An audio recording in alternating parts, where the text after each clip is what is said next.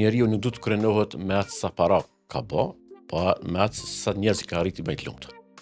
Dhe ajo që më krenon mua, ndoshta është bamirësia, të cilën e kam pa, thash edhe herë, të morë parasysh rrethanat në të cilat jemi rrit, ndoshta edhe kjo më ka zbut, më ka bë më të but, edhe më të ndjeshëm, dhe kështu që ato që janë ndoshta 3 grupe apo të komuniteteve të cilët i kemi ndihmu pak a shumë, janë studentët, persona me asi të kufizuar, që kanë fabrikën e vet.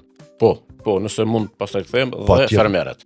Kur është fjalë të studentët, është ky viti i treti që ne dojmë nga 100 bursa për student, sepse të investosh në rini, të thotë të investosh në të ardhmen e vendit. Është një farë lloj si me investu sikur trusti, apo si me thonë pension, kursimit pensionale që i bëjmë ne për vete, edhe kjo është një farë investimi për dheun tonë, në mënyrë që të ardhmen të kemi një rini më të edukuar.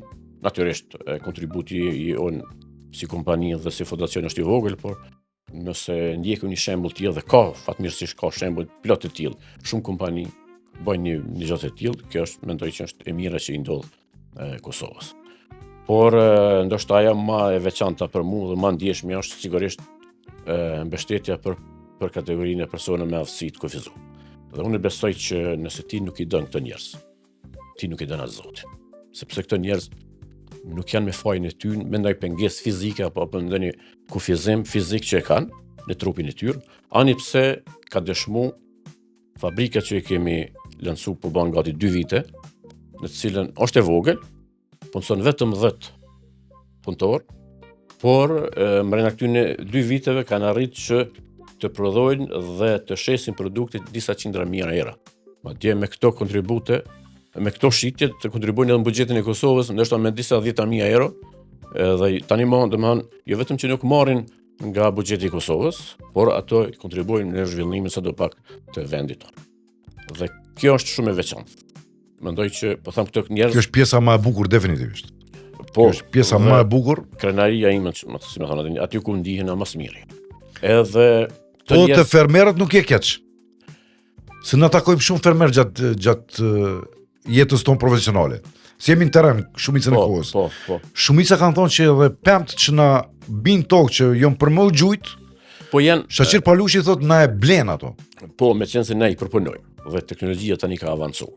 Dhe domethënë inspektimi i këtyre frutave, në veçanëri mollës, me qenë se Kosova nuk ka shumë pemë, po mbi gjitha më shumë ka moll.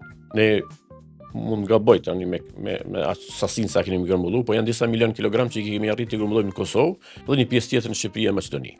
Por ju them me përgjegjësi plot që mbi 20% ka qenë dallimi në pagesa për fermerët në Kosovë. Do thotë më shtrenjtë kemi pagu pemët që i kemi grumbulluar në Kosovë për 20% se ato që i kemi marrë nga importi.